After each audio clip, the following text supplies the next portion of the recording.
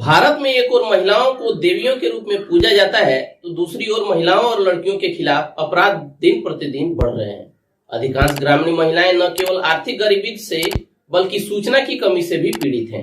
ऐसे में हमें जरूरत है कि गांव में रहने वाली महिला के स्वास्थ्य, शिक्षा और अधिकारों पर बात करके उन्हें सक्षम बनाने की दिशा में काम किया जाए।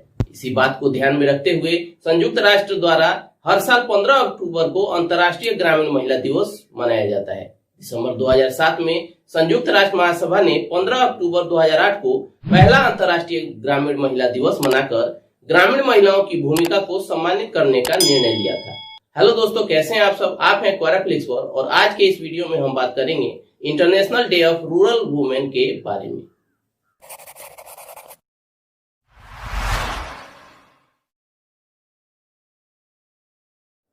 दोस्तों, संयुक्त राष्ट्र द्वारा हर साल 15 अक्टूबर को ग्रामीण महिलाओं के महत्व और उनके काम को सम्मान देने के लिए अंतर्राष्ट्रीय ग्रामीण महिला दिवस मनाया जाता है। इस दिन खेती और ग्रामीण विकास को बढ़ावा देने, खाद्य सुरक्षा सुधारने और गांवों में गरीबी मिटाने में ग्रामीण और मूल निवासी महिलाओं की भूमिका का सम्मान किया जाता है। ग्रामीण महिलाएं विकसित और विकासशील देशों की ग्रामीण अर्थव्यवस्था के विकास में महत्वपूर्ण भूमिका निभाती हैं। दुनिया के विकासशील देशों के कई भागों में वे फसल उत्पादन और पशुओं की देखभाल के साथ साथ अपने परिवारों के लिए भोजन, जल और ईंधन की व्यवस्था भी करती हैं। इसके अलावा ग्रामीण महिलाएं बच्चों, बुजुर्गों और बीमार व्यक्ति की देखभाल भी करती हैं। जाहिर है कि भूखमरी और गरीबी को समाज से मिटाने के लिए इन महिलाओं को सशक्त बनाना केवल महत्वपूर्ण ही नहीं बल्कि यह समाज की मांग भी है। इन्हें इनके अधिकारों और अवसरों से वंचित करने का अर्थ बच्चों और समाज के लिए बेहतर भविष्य से इनकार करने जैसा है। बहरहाल, केंद्र सरकार द्वारा वर्ष 2018 से महिला कृषकों के सशक्तिकरण के लिए इस दिन को देश में महिला किसान दिवस के रूप में मनाया जाता है। यह एक अत्यंत प्रासंगिक और सामयिक निर्णय है। हालांकि महिलाओं की भागीदारी कृषि और इससे संबंधित क्षेत्रों में बहुत ज्यादा है, फिर भी किसान शब्द सुनने से हमारे दिमाग में हमेशा पुरुषों का ही ख्याल आता है। वहीं अफ्रीकी देशों में भारत के उलट स्थिति है। वहाँ किसान शब्द कहने से लोगों के दिमाग में महिला का ही चित्र आता है।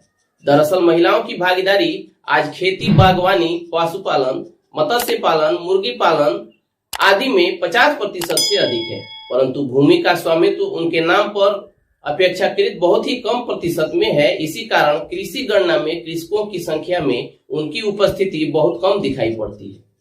दोस्तों, हम सबने देखा है कि खरीफ में धान की रुपाई के समय अधिकांश खेतों में महिलाएं ही रुपाई करती हैं। यही स्थिति फल सब्जियों की तोड़ाई और फसलों की कटाई में भी देखने को मिलती है।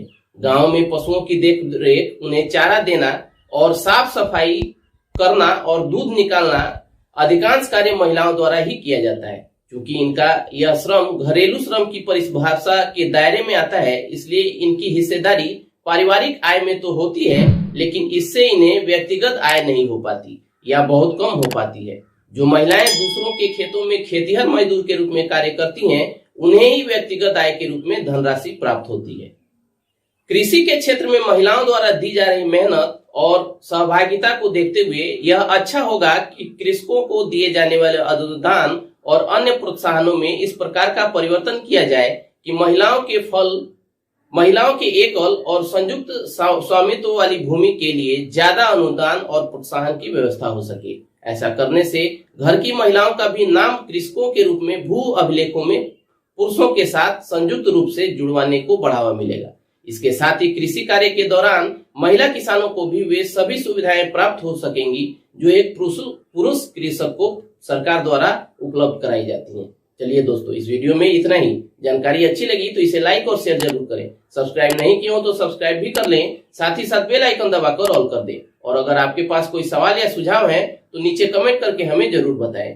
मिलते हैं एक और वीडियो में, तब तक keep searching for knowledge and try to be a kind person.